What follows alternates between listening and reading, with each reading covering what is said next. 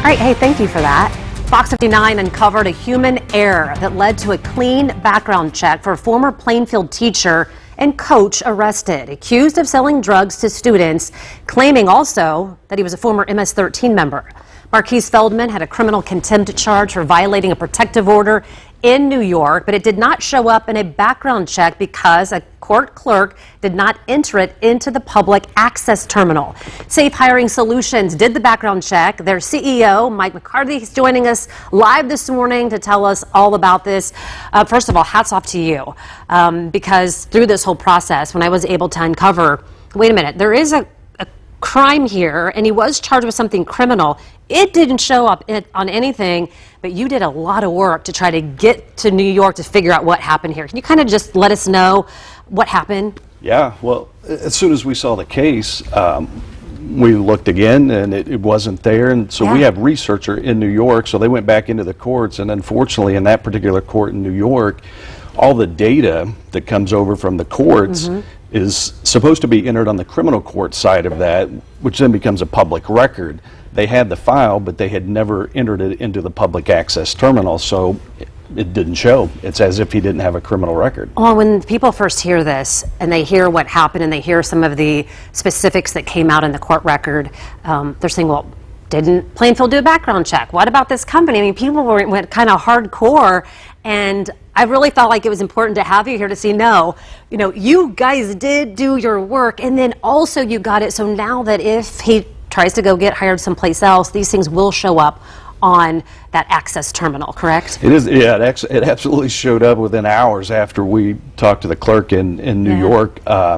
Indiana has probably some of the most complex requirements on background screening for schools. A lot of states have single source requirements, and what I mean by that is they check one place, a database, a state and FBI database, where Indiana, the requirements are multi-level. They have to identify the person with a tool, they have to look in all the counties where they've lived, they use a national database, they have to do reference checks, they have to do DCS index checks, so it's a really complex background check. I understand too that they do something that you were telling me about every 5 years. Also, tell me about that part of... Yeah, Indiana passed that in 2017, so actually schools here in the state are at the tail end. As of this past July 1st, they should have had all their existing employees, because some of the existing employees, if they've been employed for 15 or 20 years, may have never had a background check in Indiana. Wow. There are a lot of things too. I know that parents are watching this morning. We have so many questions about safety and what your company does and the different things that schools can be doing to figure out how to keep their students safe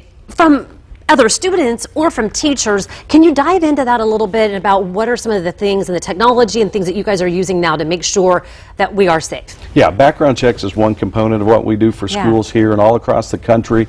We have a visitor management system, so it all starts with vetting, knowing who is coming in, and then we have a software system that really manages, can flag if individuals are not supposed to be on premise.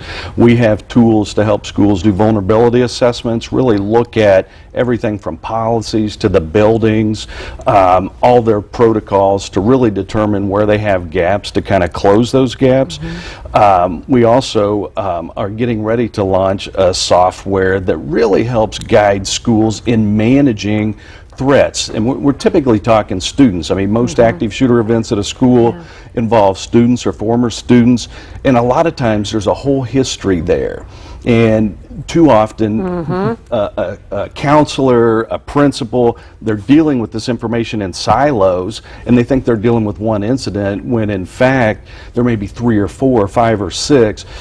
So we're creating a behavioral management tool that helps bring their multidisciplinary teams together and help manage really student assistance. It's getting help for the student long before it becomes at a level that we would think like active shooter. We're out of time. We definitely want to have you back. A national company based right here in Danville, Indiana. Glad to have you this morning.